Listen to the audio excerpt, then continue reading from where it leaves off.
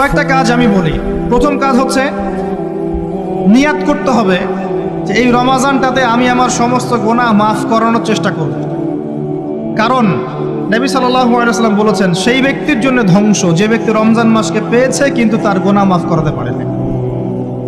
কে জানে এটা আমাদের শেষ রমাদান হতে পারে। আল্লাহ না করুক, আমরা দোয়া করি আল্লাহ পাক আমাদেরকে বেশি বেশি রমাদান দান করুক, বেশি বেশি লাইলাতুল কদর দান করুক। প্রথম শুরু হচ্ছে আপনি মাসের বাজার আগে করে ফেলবেন। আমি একটু প্র্যাকটিক্যাল কথা বলবো আর কি। আপনি রমাদান মাসের বাজার এই শাবান মাসে করে ফেলার চেষ্টা করেন, পারলে ঈদের শপিংটাও করে ফেলার চেষ্টা করেন। রমজান মাসে বেশি বাইরে যাবেন এবং টাকা পয়সা নিয়ে গিয়ে যে স্ত্রী সন্তানের হাতে দিয়ে দিবেন না, যাও বাইরে গিয়ে মার্কেটিং করে আসো, এই ভুলটা করতে যান। নিজে পরিবেশ নষ্ট করবে, রোজার যে আধ্যাত্মিকত্ব নষ্ট হবে, আরও হাজারটা যুবকের চোখের জানা করা প্রয়োজন নাই। আপনি পরিবারের কর্তা, লিস্ট করে ফেলেন, আপনাকে আল্লাহ পাক যতটুকু সামর্থ্য দিয়েছেন মূল জিনিসগুলো কিনে রেখে দেন, আর বাকি টুকটাক বাজার আপনি করবেন। আর যখন বাজারে যাবেন একটা দোয়া পড়বেন, আপনি 10 লক্ষ নেকি পাবেন ইনশাআল্লাহ। কত লক্ষ? 10 লক্ষ। দোয়াটা শিখাচ্ছি। দোয়াটা হচ্ছে লা ইলাহা ইল্লাল্লাহ ওয়াহদাহু লা শারীকা লাহ লাহুল মুলক ওয়া লাহুল হামদ ইউহয়ী ওয়া ইউমীত ওয়া হুয়া হাইয়ুন লা ইয়ামুত বিয়াদিহিল খায়রু কুল্লুহু ওয়া হুয়া আলা কুল্লি শাইইন কাদির।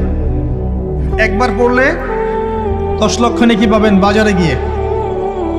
কেন পাবেন? কারণ বাজার সবচেয়ে নিকৃষ্ট জায়গা, যেখানে গেলে মানুষ আল্লাহকে স্মরণ করে না। সেখানে গিয়ে আপনি আল্লাহকে স্মরণ করেছেন, এই জন্য আল্লাহ পাক ডেকে দিবেন ইনশাআল্লাহ। আসেন, এটা করার পর ঈদের যে শপিংটার কথা বলছি, এটা এই কারণে বলছি, লাস্টের দশকে আমরা ঈদের শপিংয়ে বেশি ব্যস্ত থাকি, এতে করে লাইলাতুল কদরটা আমরা হারিয়ে ফেলি।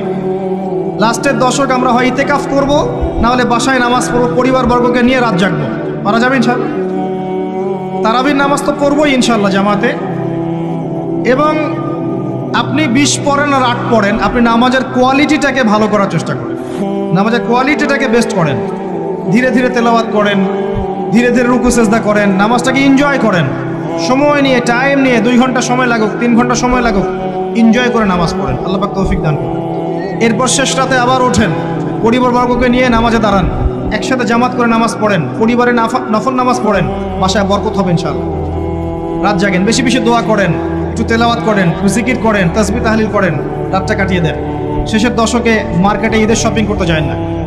ঈদের খুশি আছে, ঈদের আনন্দ আছে, ঈদে ভালো পোশাক পরবো, সব ঠিক আছে। এই খুশি কাদের জন্যে?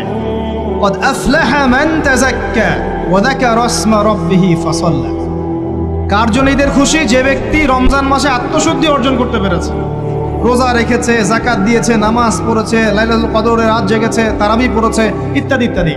এই ব্যক্তি আত্মশুদ্ধি অর্জন করেছে, এই ব্যক্তির জন্য ঈদের খুশি। যে রমজান মাসে সিনেমা দেখেছে, সিনেমার শুটিং করেছে, পর্নোগ্রাফি দেখেছে, সুদ খেয়েছে, শিরিক করেছে, বেদাত করেছে, হারাম খেয়েছে, এর জন্য ঈদের খুশি। মানুষকে ঠকিয়েছে, ব্যবসায় মাল কম দিয়েছে, পণ্য মজুত করেছে, ইচ্ছা করে দ্রব্যের দাম বাড়িয়েছে, সরকারকে বিব্রত করেছে, জনগণকে দুর্ভিক্ষের দিকে ঠেলে দিয়েছে, এদের জন্য ঈদের খুশি? কখনো না। ঈদের খুশি তাদের জন্য যারা আত্মশুদ্ধি অর্জন করতে পেরেছে। আল্লাহ পাক বোঝার তৌফিক দান করুন, আমিন। এটা প্রথম টিপস দিলাম আপনাকে। এবার আসেন, আপনি রমাদানে প্ল্যান করবেন যে আপনার জীবনে বড় বড় পাপগুলো কি কি হয়েছে। এই পাপগুলো যদি মানুষের সাথে জড়িত হয়ে থাকে, আপনি মানুষের সাথে গিয়ে গিয়ে ক্ষমা নিয়ে নেবেন। কারো টাকা নিয়েছেন, দেন নাই, দিয়ে দিবেন। কারো সম্পত্তি পায়, দেন নাই, দিয়ে দিবেন। কারো হকটা নষ্ট করেছেন, গালি দিয়েছেন, গীবত করেছেন বা তহমত দিয়েছেন, অপমান করে ইত্যাদি, ক্ষমা চেয়ে নেবেন। রমাদান মাসে মানুষের হকটা দিয়ে দেন। আল্লাহর কাছে জড়িত যে পাপগুলো আছে, এটার জন্য ইস্তেগফার যথেষ্ট। খালি যদি বলেন আস্তাগফিরুল্লাহাল্লাযী লা ইলাহা ইল্লা হুয়াল হাইয়ুল কাইয়্যুম ওয়া আতুবু ইলাইহি, 1 সেকেন্ডের মধ্যে আল্লাহ পাক আপনার সমস্ত পাপকে নেকি দিয়ে পরিবর্তন করে দিবেন সব। এবার প্র্যাকটিক্যালি যাবেন, সেহরি করবেন। সাহরির মধ্যে বারাকা আছে। সাহরি না করে রোজা রাখাটা উচিত না। সাহরির মধ্যে বারাকা আছে। একটা খেজুর হোক, 1 গ্লাস পানি হোক, আপনি সাহরি করবেন, এর মধ্যে বারাকা আছে। এবং সাহরির সময় এমনভাবে খাবেন না যে এটা আপনার জীবনের শেষ খাওয়া। কথা বুঝতে পারছেন? এত বেশি আইটেম করতে যায় না, এত বেশি ভোগবিলাসী হয়ে গেলে রোজার আধ্যাত্মিকত্ব থাকবে না। সেহরিতে অল্প খান, যদি খেতে হয় পেটের 3 ভাগের 1 ভাগ খান, 1 ভাগ ফাঁকা রাখেন, 1 ভাগ আপনি পানি দিয়ে পূর্ণ করেন। এখনকার কিছু তথাকথিত আশেখা রসুলের মতো হতে যায় না, যাদের ভুঁড়ির জ্বালায় চেয়ারে বসতে পারে না, এই কাজ করতে যায় না। এটা মুসলিমদের শোভা পায় না। আমরা পরিশ্রমী জাতি, কর্মঠ জাতি, আমাদের এইসব শোভা পায় না। এটাও শেষ জামানা হাদিসে আছে। কি নাই আসলে, শেষ জামানে এক শ্রেণী মানুষ বের হবে যারা হবে সাকিল, একদম বুড়িওয়ালা, ঠেস দিয়ে বসে থাকবে আরাম করে, এবং বলবে যে কোরআনে যা আছে আমি তাই মানি, হাদিসটা আমি মানি না, ইত্যাদি। আসেন, সাহরির পরে রোজা রেখেছেন, 5 ওয়াক্ত নামাজ জামাতে পড়ার চেষ্টা করেন। খুব সিম্পল জিনিস, খুব বেশি কিছুর দরকার নেই আমাদের। 5 ওয়াক্ত নামাজ আপনি জামাতে পড়ার চেষ্টা করেন। বাসার থেকে ওযু করে বের হবেন, প্রত্যেক পদক্ষেপ হাঁটবেন, আপনার একটা স্টেপে একটা করে গুনাহ মাফ হবে, একটা নেকি লেখা হবে, মর্যাদা বাড়িয়ে দেওয়া হবে। একে 10 দিয়ে গুণ করা হবে, রমজান মাসে আরো 70 দিয়ে গুণ করা হবে ইনশাআল্লাহ। ফজরের নামাজটা জামাতে পড়লেন, নামাজটা জামাতে পড়ার পর আপনি বসে থাকবেন, কিছু সময় জিকির আজগার তাসবিহ তাহলিল করবেন। পারলে 1 পারা করে কোরআন তেলাওয়াত করবেন। রমাদান মাসে প্রত্যেক দিন 1 পারা করে কোরআন তেলাওয়াত করার চেষ্টা করবেন। 30 দিন 30 পারা, রমাদানে অ্যাটলিস্ট একটা খতম পারা যাবে, অ্যাটলিস্ট একটা খতম চেষ্টা করা যায় না ইনশাআল্লাহ। ফজরের নামাজ হয়ে গেছে, আপনি কোরআন তেলাওয়াত করেন। 1 পারা পড়তে সময় লাগবে আধা ঘন্টা, 40 মিনিট, কারো 1 ঘন্টা। এরপর সূর্য উঠে যাবে, উঠে গেলে পরে আপনি 2 রাকাত ইশরাকের নামাজ পড়বেন, নামাজটা পড়ে বাসায় যাবেন। আল্লাহর নবী বলছেন সাল্লাল্লাহু আলাইহি ওয়াসাল্লাম, আপনার আমল নামায় একটা কবুল হজ, একটা কবুল ওমরার নেকি লেখা হবে ইনশাআল্লাহ। এবার রেস্ট করেন, বাসায় গিয়ে রেস্ট করেন। যখন ঘুমাবেন তখন ঘুমের সুন্নাহগুলো আদায় করেন। সূরা ফালাক নাস ইখলাস পড়েন, ফু দেন, দিয়ে গা মাসাহ করেন, আয়াতুল কুরসি পড়ে ঘুমান, ঘুমের দোয়া পড়ে ঘুমান, ঘুমটাও নেকি হবে ইনশাআল্লাহ। এরপর হয়তো আপনি কাজে যাবেন, চাকরিতে যাবেন, বা ব্যবসায় যাবেন, বা আপনি শিক্ষাক্ষেত্রে যাবেন, ইত্যাদি ইত্যাদি। যে ক্ষেত্রেই যান না কেন আপনি মনে রাখবেন আপনি রোজাদার। যে ক্ষেত্রেই যান আপনি মনে রাখবেন আপনি রোজাদার। আমি কারোর সাথে এখন ঝগড়া করতে পারবো না, কারোর সাথে এখন মারামারি করতে পারবো না, আমি কারো গীবত করতে পারবো না, আমি মিথ্যা বলতে পারবো না, আমি মাপে কম দিতে পারবো না, আমি জনগণকে ঠকাতে পারবো না, আমি রোজাদার। এটা মনে রাখবেন। এটা মনে রাখলে পরে দেখবেন ইনশাআল্লাহ তাআলা আপনি আল্লাহকে পাচ্ছেন, আল্লাহর মারিফত পাচ্ছেন। খাচ্ছি না, আল্লাহর ভয় না। পানি পান করছি না, স্ত্রী সহবাস করছি না, কার ভয়ে? আল্লাহর ভয় না।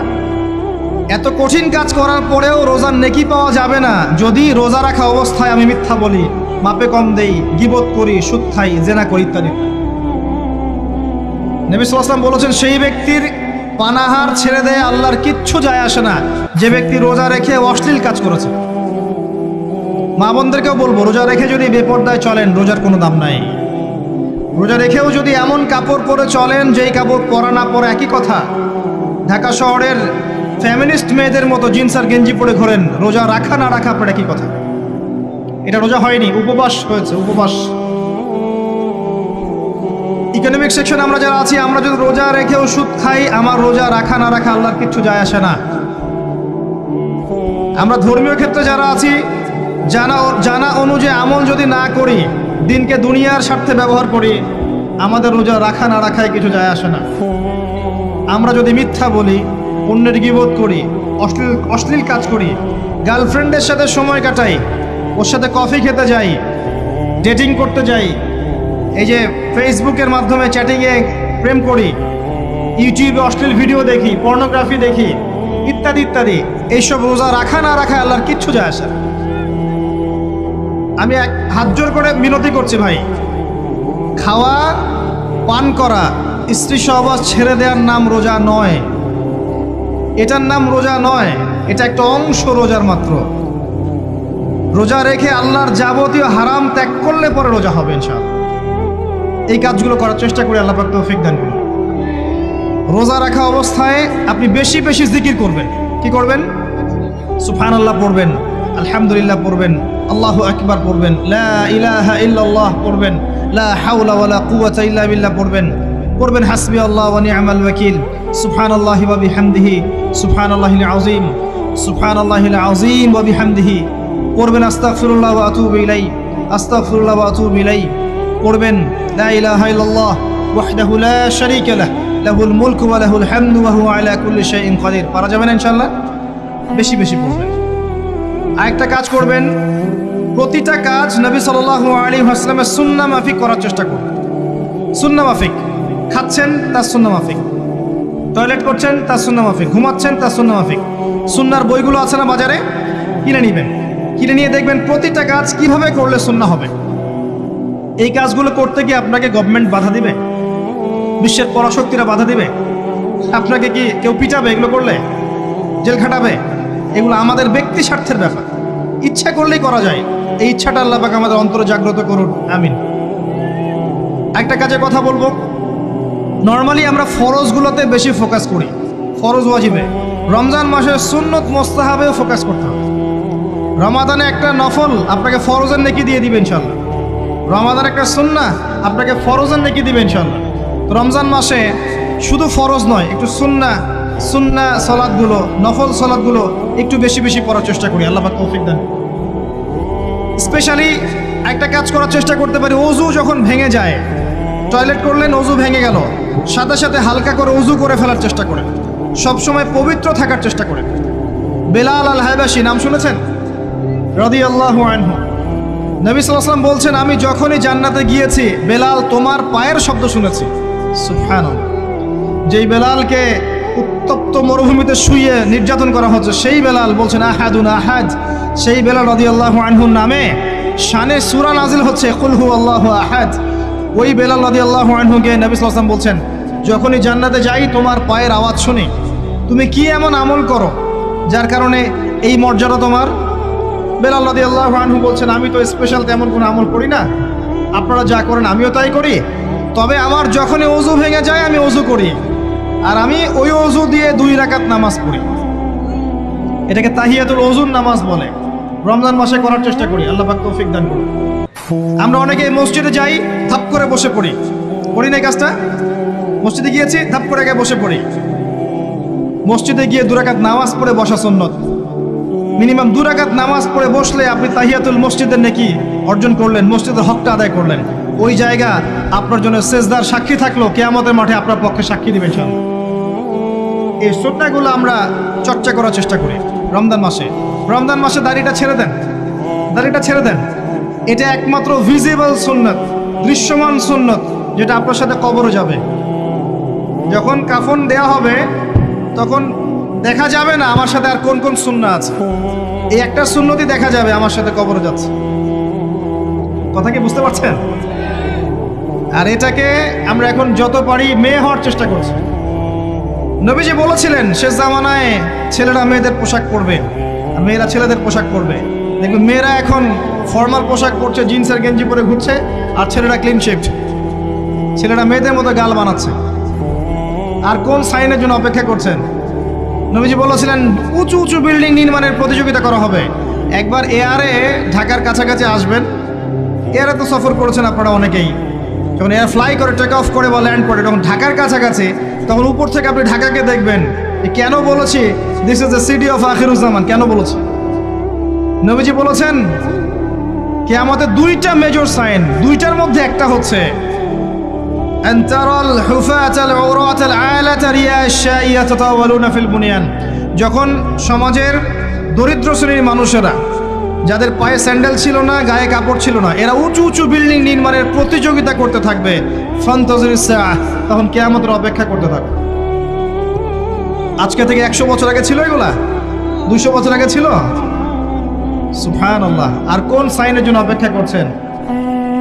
তিনি বলেছেন শেষ জামানায় women will dressed but still they will be naked. মহিলারা কাপড় পরবে, তারপরেও তারা নগ্ন থাকবে। আপনি ঢাকার শপিং মলে যান, আপনি দেখেন। আর কোন সাইনের জন্য অপেক্ষা করছেন? শুধু ঢাকা কেন, গ্রামগঞ্জে ছড়িয়ে পড়েছে এগুলো, এখন গ্রামেও ছড়িয়ে পড়েছে।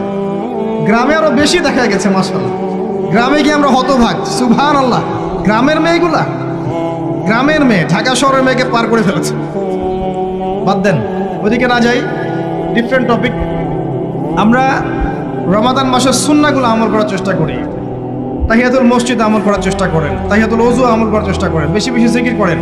এবার আসেন রমাদানে জাকাত হিসাব করবেন। জাকাত, আপনার জাকাত হিসাব করেন, কত টাকা জাকাত এসেছে। জাকাতের হিসাব জানেন তো? হ্যাঁ, 7.5 ভরি স্বর্ণ, রৌপ্য কত? 52.5 তোলা। আপনার এই চাষাবাদের ওসর আসে, ব্যবসায়িক পণ্য থাকলে, সঞ্চিত সম্পদ থাকলে সব কিছু হিসাব করে মুফতি সাহেব আছেন, কওমি মাদ্রাসার আলেমদের কাছে যাবেন, জাকাতের ক্যালকুলেশন করে নেবেন যে আমার এত টাকা জাকাত এসেছে। এভাবে জাকাতটা রমজান মাসে দিয়ে দেওয়ার চেষ্টা করুন। জাকাত যদি আমরা না দেই, একটা শাস্তি শুনে রাখেন, আল্লাহ পাক এই সম্পদগুলোকে একত্রিত করে গলাবেন, গলিয়ে কপালে, গালে আর এই যে পিঠে লেপটে দিবেন, বলেন নাউজুবিল্লাহ। এবং এটা একটা সাপের আকৃতি ধারণ করবে, সাপ গলায় পেঁচানো থাকবে, কপালে দংশন করতে থাকবে, বলবে আমি তোমার মাল 7 ভোগ কর, আমি তোমার মাল 7 ভোগ কর। কবর এটা হবে, আমরা চোখে না দেখলেও ওটা সত্য। নবীজি দেখে এসেছে মেরাজের রাতে এগুলা। এরপরে জাকাতের একটা সুবিধা আছে, এটা আমরা বুঝাতে পারি না। জাকাত ইসলামিক ইকোনমিক্সের বেইস। জাকাত ধনীর সম্পদে গরিবের হক। যে গরিবের কাছে টাকা পয়সা নাই, আপনার টাকা ওর হাতে চলে যাবে, ও খেয়ে পরে বাঁচতে পারবে, এটাই জাকাত। বুঝতে পারছি? জাকাতটা না দেন, ও আস্তে আস্তে আস্তে আস্তে আরো দরিদ্র হতে থাকবে। এর উপর আবার সুদ আছে, আবার পেপার মানিও আছে। জাকাতগুলো দিয়ে দেন, আল্লাহর ওয়াস্তে জাকাত দিয়ে। অনেক মুসলিম আছে আমরা নামাজ পড়ি, জাকাত দেই না। অনেক মুসলিম আছে জাকাত দেয় না, নামাজ পড়ে। জাকাত অস্বীকারীদের বিরুদ্ধে আবু বকর সিদ্দিক রাদিয়াল্লাহু আনহু যুদ্ধ করেছিলেন। এজ এ আমির, রাষ্ট্রের পক্ষ থেকে যুদ্ধ করেছিলেন। আল্লাহ পাক আমাদেরকে জাকাত আদায় করার তৌফিক দান করুন। ফসল থাকলে ফসল, এর ওসর আসবে, ওসর এটা দিয়ে দিবেন। সেচের পানিতে হলে এক হিসাব, আর আপনার বৃষ্টির পানিতে হলে এক হিসাব। রমজান মাসে বেশি বেশি দান সাদাকা করবেন, বেশি বেশি মানুষকে দান সাদাকা করেন। পণ্যের দাম কমিয়ে দেন, মানুষকে সাদাকা করেন। প্রত্যেকটা দিন 10 টাকা, 20 টাকা, 100 টাকা সাদাকা করতে চেষ্টা করেন। এক একটা সাদাকা 70 গুণ বেড়ে যাবে ইনশাআল্লাহ। আমি আরেকটা নাসিহা করব, রমজান মাসে বেশি থেকে বেশি মানুষকে খাওয়ান, বেশি বেশি খাওয়ান, ইফতার করান। আমি বলি মসজিদগুলোতে প্রত্যেক দিন আসর থেকে মাগরিব পর্যন্ত দিনের কথাবার্তা আলোচনা করেন, তালিম করেন। আপনাদের কাছে বই আছে, মুনতাকা হাদিস আছে, ফয়জুল কালাম বই আছে, রিয়াদুস সালেহিন বই আছে, মেশকাত আছে, আলেম আছেন, ইমাম সাহেব আছেন। একটা বিশেষ বিষয় নিয়ে আলোচনা শুরু করেন, মাগরিব পর্যন্ত আলোচনা চলবে, সবাই মিলে ইফতার করেন। একটা ইসলামিক পরিবেশ গড়ে তোলেন, মানুষকে ইফতার করেন, বেশি বেশি ইফতার করেন। আপনার সামর্থ্য থাকলে, সামাজিক যদি পদমর্যাদা থাকে, সমাজের মানুষকে আপনি ইফতার করান, ইফতার পার্টি করে, ইফতার অ্যারেঞ্জমেন্ট করেন। পার্টি বলা ঠিক না, আসলে ইফতার মাহফিল বলতে পারি আমরা। ইফতার মাহফিল করেন বেশি বেশি, মানুষকে ইফতার। একজন ব্যক্তিকে ইফতার করালে ওই ব্যক্তির রোজার নেকি আপনি পেয়ে যাবেন ইনশাআল্লাহ। প্রজেক্ট করেন, ইফতারের প্রজেক্ট করেন, মানুষের টাকাগুলো নেন, সংগ্রহ করে গরিবদের মাঝে ইফতার বিলিয়ে দেন। 2টা পদ্ধতি হতে পারে, আমি নিজেও করবো ইনশাআল্লাহ তাআলা। 2টো পদ্ধতি হতে পারে, ডেইলি বেসিসে ইফতার দিতে পারেন, অথবা মাসের বাজার করে দেন। এক মাসে কি কি লাগে, কতটুকু চাল, বুট, ডাল লাগে লিস্ট করেন, করে একটা ফ্যামিলিতে একটা প্যাকেট পাঠিয়ে দেন। দেখবেন পুরো ফ্যামিলি ইনশাআল্লাহ তাআলা রমজান মাসটা খেয়ে পরে বাঁচতে পারবে। এগুলো আমরা না করলে কারা করবো? অমুসলিমরা করবে। অমুসলিমরা করে করেই তো সবাইকে খ্রিস্টান বানাচ্ছে। কোথায় আছেন আপনি? সমাজ সেবা করে করে তো মানুষের ঈমান আমল হরণ করে ফেলছে, আর আমরা সমাজ সেবা করতে চাচ্ছি না। জি, আমরা গরিব মানুষের পাশে দাঁড়াচ্ছি না, ওরা গিয়ে দাঁড়াচ্ছে। দেখবেন মানুষ বলছে হ্যাঁ এই ধর্মটা ভালোই, আমি খ্রিস্টান হয়ে যাই। কত মানুষ যে খ্রিস্টান হয়ে যাচ্ছে আপনি জানেন? পরে বুঝবেন, যখন আমরা এই যে হাত বাঁধা, পায়ে পা রফুলে ইত্যাদি নিয়ে মারামারি করছি, কে কোন মাযহাব, কে কোন তরিকা, কার কোন ত্রুটি আছে, এগুলো নিয়ে আমরা সোশ্যাল মিডিয়ায় ঘাটাঘাটি করছি। এই সময়গুলোর মধ্যে এগুলো অনেক এগিয়ে গেছে। এরা আরও এসব এই খোরমা জিলাপি নিয়ে মারামারি করতে থাক, দেখবেন আস্তে আস্তে আস্তে আস্তে কোন দিকে চলে যায় পরিস্থিতি। গলার মধ্যে দড়ি দিয়ে ফাঁস লাগানো হয়ে গেছে, খালি টানা বাকি আছে। আরে এখন ঝগড়া করে বেড়াচ্ছে কোন আলেমের কোন সমস্যা। লাহুম কুলুবুন লা ইয়াফকাহুনা বিহা, আল্লাহ পাক বলেছেন সূরা আরাফ 179। রমজান মাসে বেশি বেশি ইফতার করান, বেশি বেশি দান সাদাকা করেন। আর একটা কাজ বলে আমি শেষ করছি, রমজান মাসে পরিবারকে সময় দেন, পরিবারকে সময় দেন। পরিবারের হক আছে আমাদের উপরে। স্ত্রীকে সময় দেন, স্বামীকে সময় দেন, একসাথে ইফতার বানান। একটা পরিবেশ, একটা আনন্দ, একটা উৎসবের আমেজ যেন বিরাজ করে। ছোট ছোট বাচ্চাদেরকে রোজা রাখতে উৎসাহিত করেন, সবাই একসাথে বসে একটা বড় প্লেটে ইফতার করেন। বাচ্চারা যখন বড় হবে তখন বলবে ছোটবেলায় আমরা বাবা মার সাথে এভাবে ইফতার করেছি, সংস্কৃতি লালন করেছি।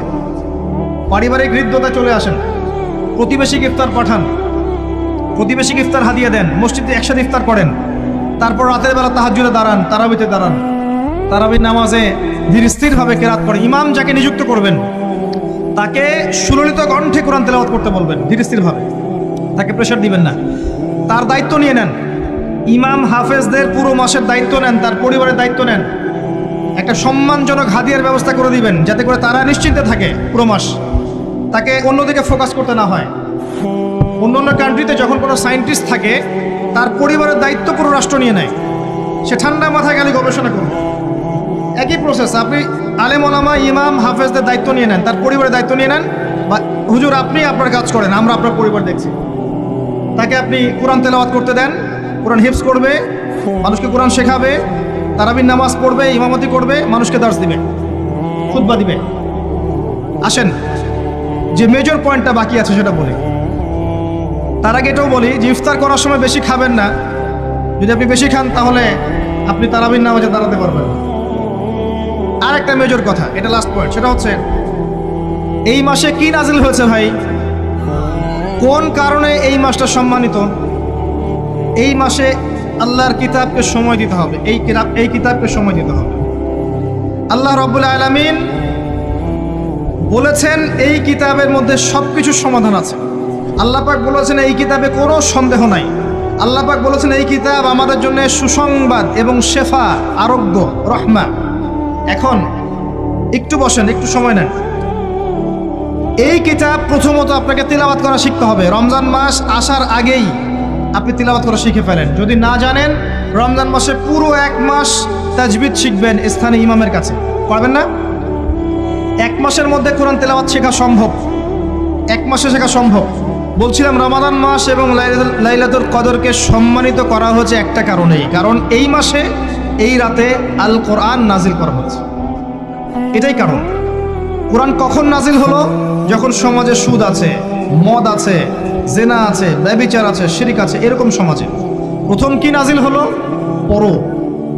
প্রথমে নাজিল হয়নি শিরক করো না, প্রথমে নাজিল হয়নি যে সুদ খেও না, প্রথম আয়াত এটা ছিল না জেনা করো না, প্রথম আয়াত এটাও ছিল না মূর্তি পূজা করো না। হ্যাঁ, প্রথম আয়াত কি? ইকরা, পড়ুন। আল্লাহ পাক বুঝাতে চাচ্ছেন সমাজের জাহিলিয়াতকে দূর করতে হলে লেখাপড়ার কোনো বিকল্প নাই, এবং সেই পড়াশোনাটা হতে হবে আল্লাহর ওহির আলোকে। যে ওহিটা আল্লাহ পাক নাজিল করেছেন এর বেসিসে আপনাকে পড়াশোনা করতে হবে। এই জ্ঞানটা দিয়ে আপনি সমাজ সংস্কার করতে পারবেন ইনশাআল্লাহ তাআলা। এর সাথে উপকারী জ্ঞানগুলো কি নিব না? অবশ্যই নিব। ওহির জ্ঞানের সাথে, কোরআন সুন্নাহর জ্ঞানের সাথে আমি ইতিহাসের জ্ঞান নিব, আমি পলিটিক্যাল সায়েন্সের জ্ঞান নিব, আমি দর্শনের জ্ঞান নিব, জিওপলিটিক্সের জ্ঞান নিব, প্রয়োজনে আমি সায়েন্সের জ্ঞান নিব, আমি কমার্সের জ্ঞান নিব, আর্টসের জ্ঞান নিব, মেডিকেল সায়েন্স পড়বো, ইঞ্জিনিয়ারিং পড়বো, সবই পড়বো। কিন্তু বেসিকটা কি হবে? কোরআন, সুন্নাহ, ইসলাম। এরপর আপনি ডাক্তার হন, ইঞ্জিনিয়ার হন, পলিটিশিয়ান হন, সামাজিক নেতা হন, প্রশাসনের ক্যাডার হন, আপনার জন্য মোবারকবাদ। আপনি যেখানেই যাবেন সেখানেই বরকত ছড়াবেন ইনশাআল্লাহ। যে পলিটিশিয়ানের ভিতরে তাকওয়া আছে তার দ্বারা দুর্নীতি সম্ভব না। যে প্রশাসনের কর্মকর্তার ভিতরে তাকওয়া আছে সে ঘুষ নিতে পারবে না, দুর্নীতি করতে পারবে না। যে আলেমের ভিতরে তাকওয়া আছে সে দিনকে দুনিয়ার বিনিময়ে বিক্রি করবে না। যে ডক্টরের ভিতরে তাকওয়া আছে সে ডাক্তার হবে, কসাই হবে না। যে ইঞ্জিনিয়ারের ভিতরে তাকওয়া আছে সে দেখবেন সত্যিকারের প্রকৌশলী হবে, সে কিন্তু চোর হবে না। ভিতরটা চেঞ্জ করতে হবে, ভিতরটা, এর নাম তাকওয়া। ভিতরটা চেঞ্জ করবে একটা জিনিস, আল্লাহর ওহী, কোরআন এবং সুন্নাহ, ইসলাম। এটা আপনার ভিতরকে পরিবর্তন করবে।